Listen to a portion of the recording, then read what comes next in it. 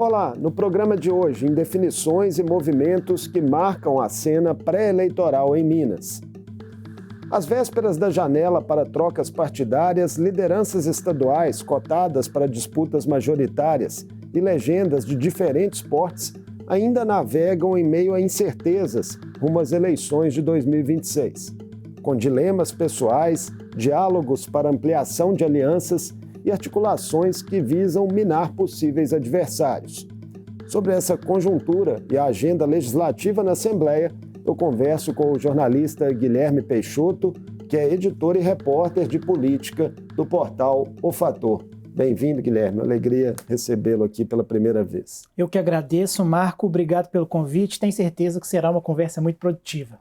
Guilherme, diferentes veículos de imprensa vêm noticiando nos últimos dias que o senador Rodrigo Pacheco, nome que o presidente Lula aí defende há muito tempo para o governo de Minas, está de malas prontas para deixar o PSD e se filiar à União Brasil com garantias de que terá o controle do partido no Estado.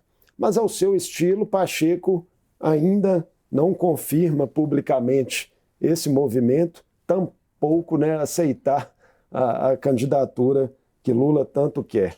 Essa novela ainda vai longe, Guilherme? Qual a sua impressão? Marco, a palavra-chave da eleição em Minas neste momento é União Brasil, Se você olhar para as disputas proporcionais, você vai ver União Brasil como importância. Se você olhar para a questão do Senado, você vai ver também a importância da União Brasil nesse tabuleiro. E, sobretudo, no governo, você vai ver União Brasil como ponto fulcral ali, porque o partido está neste momento de troca de comando, Tudo indica que o deputado Marcelo Freitas, deputado federal, que não é tão ligado assim ao grupo do deputado federal, do senador Rodrigo Pacheco, vai dar lugar ao também deputado federal Rodrigo de Castro, este sim aliado ao senador Pacheco. E a partir desta mudança, o que a gente tem de informação é que, sendo ela concluída, aí Rodrigo Pacheco, uma vez filiado à União Brasil, começará, de fato, se aprofundar no debate sobre ser candidato ao governo ou não. Há para esta semana uma conversa dele com o presidente Lula. Acredito que se esta conversa de fato acontecer antes do Carnaval, a gente pode ter algum sinal do que vai acontecer. Mas definição mesmo, reforçam as pessoas que são ligadas ao Pacheco, só depois que ele se filiar à União Brasil e reorganizar seu grupo no novo partido. Pois é, enquanto Pacheco fica aí com suas dúvidas pessoais, se entra ou não nessa empreitada, vários nomes são cotados como possíveis planos B, C, D de Lula para o governo de Minas, O ex-prefeito de BH, Alexandre Calil, do PT, o empresário Josué Alencar. Essa lista ainda pode crescer, Guilherme. André Janones, por exemplo, está indo para o Rede Sustentabilidade com status ali de pré-candidato ao governo. O PSB também vem cortejando nomes, um deles o próprio presidente da Assembleia, Tadeu Leite. Me parece natural, Marco? Porque os partidos não sabem ainda ao certo quem quer ou quem não quer disputar o governo, Nomes como o que você citou do presidente Tadeu Leite já deram sinais de que não pretendem, por hora, entrar nessa corrida. Na semana passada esteve aqui o João Campos, presidente do PSB, reforçou aí essa sondagem que ele vem fazendo desde o ano passado ao presidente Tadeu sobre esse interesse dele de disputar o governo ou não. Pelo que a gente apurou e até trouxe lá em O Fator, o Tadeu agradeceu a deferência, mas sinalizou que gosta muito do MDB, que é o atual partido dele, quer ficar e que não pensa por hora em ser candidato ao governo. Tadeu deu a última entrevista de 2025 aqui no programa, no Mundo Político, e nessa entrevista ele disse que até aquele momento era pré-candidato a deputado estadual, que não tinha tido tempo nem de pensar em outras possibilidades. Pois é, eu me aprofundei mais sobre esta recusa do Tadeu ao PSB para ilustrar que esse cenário, esses nomes vão mudar à medida que os pré-candidatos, os pré-pré-candidatos que estão postos neste momento forem aceitando ou recusando. Márcio Lacerda, por exemplo, já foi peremptório essa semana, disse que não aceita ser candidato ao governo, declinando de vez a sondagem do PV para filiá-lo.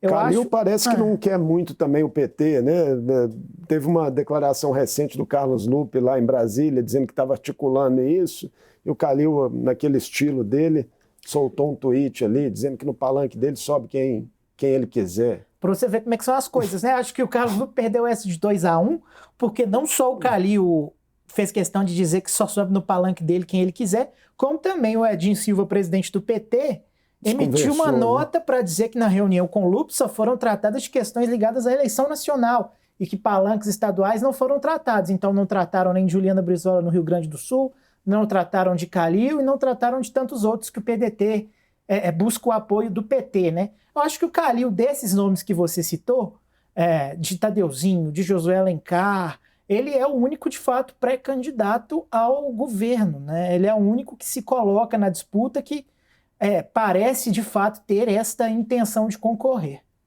Então, ainda que Pacheco não seja candidato, Guilherme, se ele, de fato, tomar para si a Federação União Brasil-PP, o quanto isso impacta as estratégias de outro personagem importante nesse momento na cena mineira, que é o vice-governador Matheus Simões, assume o estado no mês que vem e tentará se reeleger? Acho que impacta totalmente, né, Marco, porque o Pacheco não tomaria o controle do União Brasil, né, não ficaria com o controle do União Brasil para mantê-lo na órbita do Matheus Simões. Então, se essa mudança de fato ocorrer, o Rodrigo Pacheco vai afastar a União Brasil e, consequentemente, o PP, porque eles formam uma federação, né? Bom lembrar para quem está assistindo, vai afastar da órbita do Matheus. E, a partir daí, vai ser um desafio para o Matheus tentar pescar no aquário de partidos uma federação, um outro partido tão robusto quanto a União, capaz de garantir uma fatia considerável do tempo de TV e de garantir estrutura, tanto de recursos quanto também de prefeituras, de correligionários do interior, para dar os palanques pontuais locais, né? Realmente é uma perda considerável. O PP, né, falando do outro partido da federação, tem atualmente o secretário de governo Marcelo Aro, que é pré-candidato ao Senado, lidera um numeroso grupo político, né, que tem deputados estaduais, vereadores em Belo Horizonte, deputados federais, conhecido aí como Família Aro. Lideranças nacionais da legenda, né, do PP têm se reaproximado de Lula, é o que indica o diretório, o Noticiário Nacional. A família Aro, Guilherme, pode ter que buscar outra morada? Acho que é muito cedo para a gente dizer, Marco, se será preciso buscar outra morada, mas a leitura no PSD e no Novo é a seguinte, de que este impasse, esse embaraço na federação do União Brasil e do PP, estou citando PSD e Novo porque são os partidos que encabeçam a coligação do Simões. A avaliação lá nesses dois partidos que estão com Simões desde o minuto zero do jogo é que o embaraço do União tem de ser resolvido pelo Marcelo Aro. Então, segundo essas fontes, há três caminhos. Ou o Marcelo Aro consegue, apesar da articulação do Pacheco, manter a federação com o Matheus Simões, ou o Marcelo Aro muda de partido, mas se mantém no grupo de Matheus Simões, ou ainda Marcelo Aro consegue ficar na federação e sustenta uma candidatura mesmo com os dois partidos fora do grupo do Matheus Simões. Tipo uma candidatura independente, no caso, para o Senado. Sim.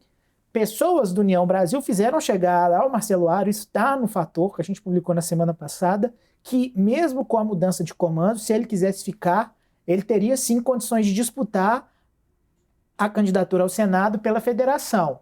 Mas isso é uma coisa que eu acho que vai se desenrolar também com o passar dos dias e à medida que o Rodrigo Pacheco for aí amadurecendo a sua decisão de se candidatar ou não.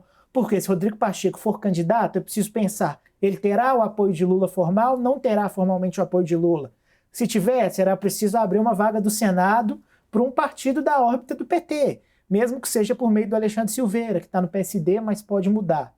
Então, acho que o primeiro passo para o Marcelo Aro saber se fica no União, se não fica, é saber o tamanho da influência que o Rodrigo Pacheco terá nessa nova direção aí. Falando ainda no Senado, né, são muitas indefinições, Guilherme, em todas as legendas para essa disputa nesse momento. A gente tem alguns pré-candidatos colocados, né, Marília Campos pelo PT, deputado federal Domingos Sávio pelo PL, deputado Cristiano Caporeso também, deputado estadual que pleiteia uma candidatura aí com o aval da família Bolsonaro, mas muita também indefinição, tudo ainda pendente, né, de acertos internos. O cenário está bem bagunçado ainda, eu diria, né? Desses nomes que você citou são de fato pré-candidatos. O Caporeso, o Domingos Sávio e a Marília Campos. A Marília é um passo à frente em termos formais, pois teve, né, pelo grupo de trabalho eleitoral do PT Mineiro, sua pré-candidatura homologada. Mas nós até trouxemos isso em O Fator ontem, que a questão, no início dessa semana, desculpa, que a questão da candidatura da Marília ainda precisa ter alguns pontos pacificados no PT nacional, porque Marília vem cobrando do presidente Lula, por exemplo, prioridade total à sua pré-candidatura aqui em Minas. Ela quer ser a ficha 1 do presidente Lula aqui. E tem ministro no jogo, né? Tem o ministro Alexandre Silveira no jogo, que também pode ser candidato ao Senado, e aí a avaliação é que ficaria muito delicado para o Lula preterir o Silveira em prol da Marília, sendo o Silveira um ministro que deu palanque ao presidente Lula em Minas em 2022 e que é um dos interlocutores da Esplanada com quem ele tem mais confiança, com quem ele mais dialoga. Então, fontes com quem a gente conversa avaliam que essa prioridade pedida pela Marília seria um empecilho. Se ela quiser dividir o palco com Silveira, né, os holofotes compartilhados, aí sim a candidatura dela ganharia mais tração. Silveira foi candidato ao Senado em 2022 com o slogan "O Senador do Lula", né? Era esse o slogan. Rapidamente, só para a gente fechar a questão do União Brasil e ainda a respeito do Senado, o Matheus Simões acredita que o apoio do União e do PP à sua candidatura e também o apoio desses dois partidos à candidatura do Marcelo Aro para o Senado, ele segue de pé porque os presidentes nacionais Ciro Nogueira, do PP, e Antônio Rueda, do União Brasil, deram lá no ano passado para ele, em uma conversa, a garantia de que os partidos estariam com ele com o Aro. E Ciro Nogueira é um dos que estaria se reaproximando de Lula nesse momento, segundo veículos da imprensa nacional. Você vê como o jogo é complexo. Correndo em raia própria aqui em Minas, Guilherme, o senador Cleitinho Azevedo, que lidera as pesquisas até então para o governo do estado, anunciou uma parada das articulações em virtude da doença de um familiar.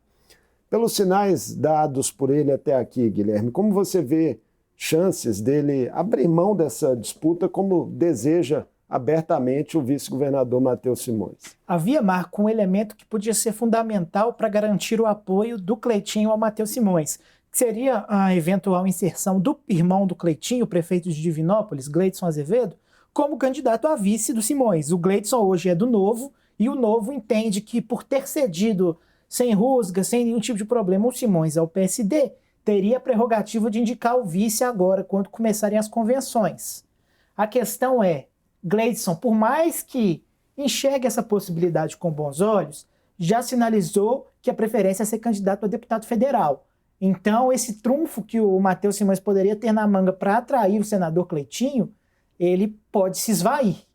Então eu acho que para ter o senador Cleitinho neste momento, a construção do Matheus Simões precisaria ser nacional, e aí envolver os republicanos, talvez a própria família Bolsonaro, se convencessem o Flávio Bolsonaro, que é pré-candidato à presidência, que não dividir a direita é o melhor caminho, e talvez ele possa ter sim o apoio do senador Cleitinho. O senador Cleitinho eu acho que não vai se decidir por agora, Marco, porque ele já está há bons meses, né, dizendo que está avaliando o cenário, e agora com essa questão tão delicada de um problema de saúde, leucemia do irmão, acho que não vai haver pressa da parte dele, não. Até porque ele tem um regulamento debaixo do braço, né? Ele lidera as pesquisas em que aparece. Pode então, jogar parado nesse momento. Ele não precisa de pressa. O PL é outra incógnita até o momento na cena mineira, Guilherme. Filiou o presidente da FIENG, Flávio Roscoe, e setores... Não, ainda não filiou. Vai filiar, né, parece? Tem um convite, tem um convite, mas possibilidade que pode se concretizar em breve aí, né? E setores do partido se dividem aí entre a preferência por Cleitinho ou por Matheus Simões. Tem ainda o fator Nicolas Ferreira, que já teria idade mínima para disputar o governo do estado, mas tem sinalizado que vai concorrer mesmo a deputado federal. Só que Nicolas se incomoda, né, nesse momento com a formação dessa chapa dentro do PL. O partido pode chegar rachado ao pleito, Guilherme, independente da posição final que for adotada?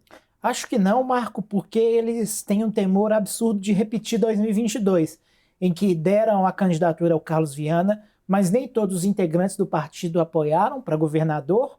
uma parcela significativa, inclusive, caminhou ao lado do governador Romeu Zema, e isso deixa marcas a ponto do Domingos Sávio, presidente estadual e pré-candidato ao Senado, dizer abertamente, não, nós não podemos cometer o erro de 2022. Então eu acho que, independentemente do desfecho, eles, calejados com a situação que viveram lá na eleição passada, vão tentar pacificar as coisas internamente. Até porque o bolsonarismo é uma forma política, um estilo, uma ideologia que depende muito da coesão. Se não tiver coesão, o eleitorado bolsonarista acaba punindo, né, nas urnas. O governador Romeu Zema, né, outro personagem aí que a gente não pode deixar de falar, ele segue pré-candidato à presidência da República pelo Novo, mas tem crescido, Guilherme, rumores de que ele possa ser também um possível vice na chapa de Flávio Bolsonaro. O desenho que se consolidar na direita nacional, né, ali para a disputa presidencial, é até que ponto determinante também para o desenho que vai se fechar em Minas Gerais? Acho que as pessoas do PSD mineiro, do entorno do Matheus Simões, jamais admitiriam isso. E talvez ideologicamente não seja o melhor. Mas estrategicamente, talvez o caminho mais positivo para ele seja o Zema, sim, de vice do Flávio Bolsonaro. Porque ele garantiria formar uma dupla com um nome muito competitivo da direita a nível nacional. Porque mantendo-se o acordo de dar palanque ao Zema na disputa presidencial, nada impediria de você honrar este acordo dando palanque ao Zema como vice, e não como cabeça de chapa, né? Acho que isso é imprescindível para a eleição mineira. Quem o Flávio Bolsonaro apoiar tem uma grande condição de chegar ao segundo turno. Assim como o Matheus Simões tem essa grande condição por ter a máquina nas mãos, por ter entregas, por já ter, né, essa experiência no comando do executivo. Mas o nome que o Flávio Bolsonaro apoiar, no dia seguinte será muito bem catapultado nas pesquisas. Por outro lado, né, tem uma questão ali peculiar do Partido Novo, que é a necessidade de romper a cláusula de barreira. Há certa dúvida se o partido, né, consegue isso com tranquilidade, e uma candidatura própria, pelo menos alegam alguns articuladores do Novo, né, que uma candidatura própria à presidência serviria também para facilitar deputado, né, o cumprimento desse objetivo. A candidatura própria, isso para prefeito, para governador, para presidente, ela sempre dá mais exposição aos candidatos legislativos, né? Mas aí o Novo também vai precisar colocar na balança aquilo que é mais fundamental. É manter espaços no Executivo Mineiro que eles já têm desde 2019, ou, de repente, tentar ampliar, mas não tanto, a representação legislativa. Porque, por mais que exista a candidatura do Zema a presidente, eu não vejo esta candidatura isoladamente como um único fator capaz de fazer o Novo crescer nas eleições majoritárias. Talvez tenha dificuldade, inclusive, de se projetar para um segundo turno. Sim, né? Com Zema ou sem Zema, o Novo vai ter dificuldade de fazer deputado. Com Zema, menos. Mas talvez a própria possibilidade de você ter um vice-presidente da República seja mais atraente. Pois é, muita coisa para a gente acompanhar, né, Guilherme, nessa cena pré-eleitoral. E vamos ter uma janela animada aqui em Minas, muito provavelmente daqui 30 dias, né? Vamos, e acredito que a janela só começará a tomar forma, de fato, quando essa situação do Rodrigo Pacheco, esta ida para a União Brasil, independentemente aí de candidatura ao governo ou não, quando isso estiver resolvido. Estiverem lá os aliados de Rodrigo Pacheco no União Brasil, aí acredito que as outras forças políticas vão começar a se mover. Porque existem deputados que tinham vontade, pré-acordos para irem para a União, mas que podem mudar de posição, porque agora o partido será de Pacheco. Deputados ali mais próximos do vice-governador Matheus Simões, por exemplo, que aí não faria mais sentido ir para o União Brasil. Aproveitar a sua presença aqui, Guilherme, para a gente falar também um pouco da Assembleia Legislativa. O portal Fator acompanha, né, sempre com bastante atenção os movimentos aqui da casa. Após a adesão de Minas Gerais ao Propag, né, que foi aprovada no ano passado, ainda estão pendentes aqui projetos relativos ao programa federal, projetos pontuais, um deles que trata da adoção de teto de gastos no Estado e também outro da federalização de imóveis. Houve muita polêmica aí entre deputados da base da oposição em relação a alguns imóveis na reta final do ano. O projeto foi modificado, mas ainda não se chegou a um consenso para a votação. Há ainda uma proposta também para alterar o modelo de gestão dos hospitais da FHEMIG, né, que passariam a ser administrados por uma entidade privada sem fins lucrativos. Essas pautas tendem realmente a ter protagonismo na casa nesse primeiro semestre? Acho que o Propag naturalmente continuará em pauta porque o governo do estado ainda está esperando a avaliação individual de cada um dos ativos que ele listou para a União como forma de abater a dívida. O teto de gastos o governo tem aí bons meses para aprová-lo, ele é essencial, né, porque vai enquadrar o estado ali a variação da inflação e ele é um teto positivo do ponto de vista fiscal, por ser considerado menos exigente que o teto do regime de recuperação fiscal. Então acredito que isso aí até por uma questão dialética, né, da oposição não poder embarreirar tantas questões do Propag, acho que quanto a isso é um ponto pacificado, isso vai caminhar ao natural. Os imóveis, pelo que a gente tem notícia também, o governo não acredita que terá dificuldades para aprová-lo, embora a oposição ainda tente fazer uma mudança aqui ou ali. A percepção geral na Assembleia de que os imóveis têm sim de ser envolvidos na negociação dos ativos, até para poupar CEMIG, para de repente, se a oposição quiser manter vivo o objetivo de barrar a privatização da Copasa. Então não vejo óbices a isso, não. A questão dos hospitais, essa transformação dos hospitais da FHEMIG em um serviço social autônomo, isso era uma pauta de 2024 que acabou atropelada pelas circunstâncias, né? Veio a própria questão do Propag. Nós tivemos em 2024 muitas semanas tomadas por aquela discussão do ICMS dos supérfluos. Então essa questão dos hospitais foi sendo deixada de lado. Neste momento, o que a gente tem de notícia é que isso vai sim avançar, que o governo quer fazer com que isso avance. Quando a gente diz avançar, é colocar no plenário para votar, e aí o resultado a gente não tem muito como prever, né? Mas é interessante, Marco, que há um componente judicial nisso. Essa história dos hospitais se conecta com a ideia do governo de erguer um complexo hospitalar ali na Gameleira, complexo Padre Eustáquio, tem o nome de Padre Eustáquio, mas é na Gameleira. A ideia é fazer com que esse serviço social autônomo seja usado nesse novo complexo. Então o governo tem total interesse em fazer com que isso ande agora, para também dar um gás para que a licitação desse complexo que está parada na justiça, ela seja liberada. Só para a gente não deixar passar, você citou, né, aí rapidamente a CEMIG. O presidente da Assembleia, Tadeu Leite, já afirmou, inclusive aqui nesse programa, né, que uma eventual privatização da companhia não será discutida na casa esse ano, nessa atual legislatura. A despeito disso, articuladores do governo ainda pensam em tentar alguma articulação para mudar esse quadro?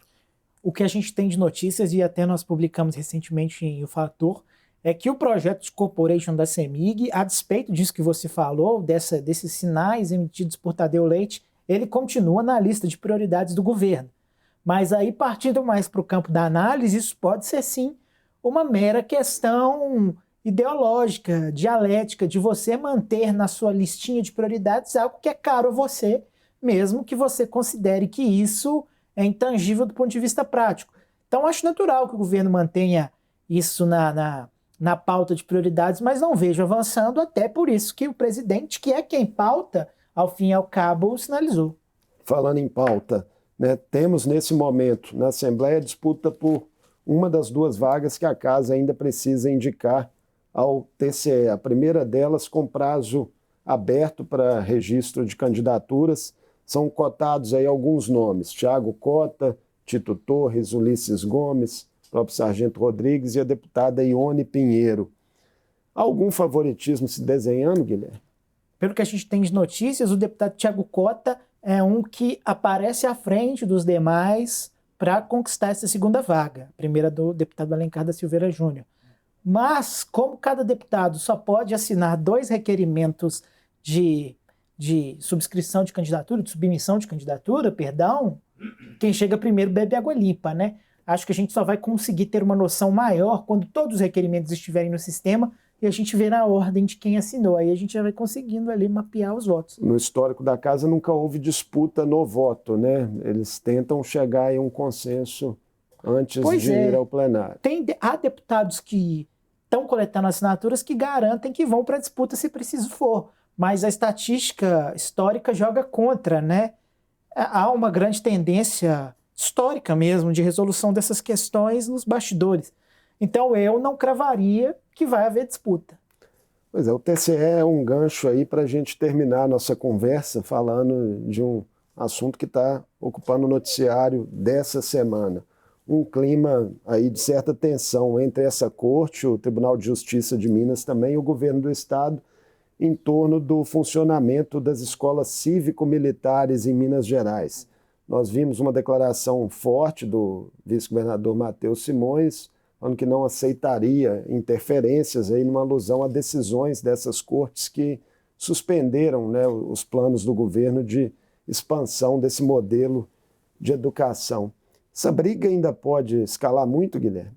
Eu acredito que sim. Se Matheus mantiver esta orientação, essa postura de tentar ir às últimas instâncias para reverter a decisão do TCE, que foi recentemente reformada pela Justiça, né, restaurada pela Justiça, vejo essa história se arrastando, sim. Mas em Minas as coisas costumam, às vezes, se resolver no diálogo, com um café, um pão de queijo. Não vejo por que não, neste momento, até porque seria muito prejudicial para a campanha de Matheus Simões, que quer se apresentar como um gestor técnico, alguém que vai continuar fazendo o carro andando, comprar uma briga deste tamanho com o Poder Judiciário. O presidente do TCE, o ex-deputado Durval Ângelo, também respondeu um tom acima, né, dizendo que Simões teria que ter cuidado ao ameaçar, né, descumprir decisões judiciais, porque pode sofrer punições com isso. Pois é, e quando eu digo comprar a briga com o Poder Judiciário, é porque tudo indica que o Poder Judiciário está alinhado com o TCE nisso, né? O TCE, embora seja um órgão auxiliar desta Assembleia, ele tem poder de tomar decisões e o Judiciário, por vezes, as ratifica, né? Foi o que aconteceu neste caso das escolas cívico-militares. E é interessante a gente notar o ponto da decisão que dá validade ao acórdão anterior do TCE, é que o desembargador responsável aponta que a decisão da Corte de Contas ela se fundamenta especificamente numa questão contábil do projeto de escolas cívico-militares e que não caberia, então, a Justiça entrar no mérito das escolas serem benéficas ou não. Pois é, falamos de muita coisa, né? Cenário quente em Minas Gerais nesse início de 2026 e vai continuar assim até outubro. Muitíssimo obrigado por essa conversa conosco aqui no Mundo Político, Guilherme. Esperamos contar com você em outras oportunidades. Eu que agradeço, Marco. Muito obrigado. Conversei com o jornalista do portal O Fator, Guilherme Peixoto. Falamos sobre movimentos partidários na cena pré-eleitoral em Minas e também de temas que estarão em destaque na agenda legislativa do Estado nos próximos meses. O Mundo Político fica por aqui. Obrigado por nos acompanhar e até o próximo programa.